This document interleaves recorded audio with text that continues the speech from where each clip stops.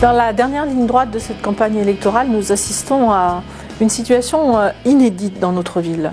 Jamais les candidats qui se sont opposés de manière courtoise et de manière en même temps déterminée n'ont terminé de campagne électorale en mettant finalement et en jetant le doute sur l'honnêteté des candidats ou des maires sortants. Je déplore cette situation car les Chambériennes et les Chambériens ne méritent pas cela.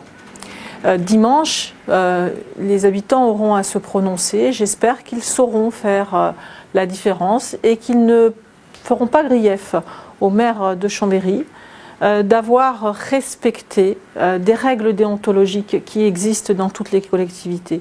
Un rapport m'a été remis. C'est un rapport qui a été fait par une administration qui n'est pas l'administration municipale, qui est une administration de l'État, en l'occurrence, la Direction générale des finances publiques.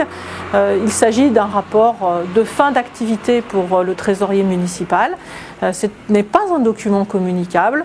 Je l'ai conservé et je ne porte, pour ma part, pas critique à quiconque de vouloir lire ce rapport. Car au fond, que contient-il ? Il contient des éléments que nous avons toujours dit, à savoir que les finances de la ville sont des finances tendues, mais que des efforts ont été faits. Et d'ailleurs, ce rapport souligne les efforts qui ont été faits durant cette mandature. Ce qui me choque, c'est la manière, les méthodes employées pour obtenir ce document.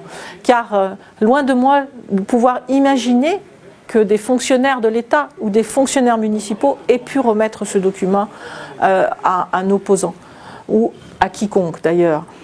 Donc ce qui veut dire que ce document a été subtilisé, ce qui évidemment interroge fortement. La deuxième remarque que je ferai, c'est que en portant ce document à la connaissance du public, il y a également des commentaires qui sont faits.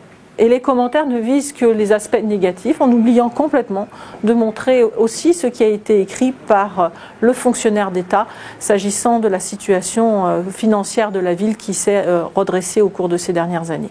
Voilà, donc je tiens à souligner cela parce que ce sont des méthodes auxquelles nous ne sommes pas habitués, qui font penser d'ailleurs à des méthodes d'autres partis que le parti de l'UMP. Cela m'inquiète particulièrement.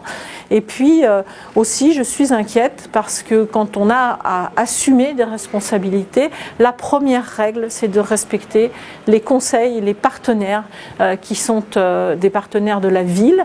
Et à partir du moment où on est en possession d'un document qui n'est pas le nôtre, qui appartient à quelqu'un d'autre, avant de le diffuser, eh bien, il faut demander l'autorisation de diffusion de ce document. En l'occurrence, aucune autorisation n'a été demandée à la Direction générale des finances publiques pour diffuser ce document sur Internet. Donc je crois que nous avons affaire là à en fait simplement une espèce de leurre pour faire croire aux Chambériennes et aux Chambériens qu'il y aurait eu dissimulation ou des choses de cette nature. Au fond, la question qui peut être posée, c'est pourquoi maintenant, à 3 jours du scrutin, pourquoi dans ces conditions ? Et finalement, cela ne traduit-il pas la faiblesse du programme de mon opposant, puisque chacun pourra le constater, il y a dans le document de programme de M. Dantin beaucoup d'incertitudes, beaucoup de phrases creuses, beaucoup d'éléments qui en fait sont repris de notre propre programme que j'avais annoncé dès le mois de février dans le document livre que j'avais souhaité livrer aux Chambériens. Donc beaucoup d'interrogations quant à ce programme proposé par M. Dantin qui me laisse penser que devant la faiblesse de ces propositions, il préfère manier la calomnie, parce que c'est cela dont on peut parler de la calomnie.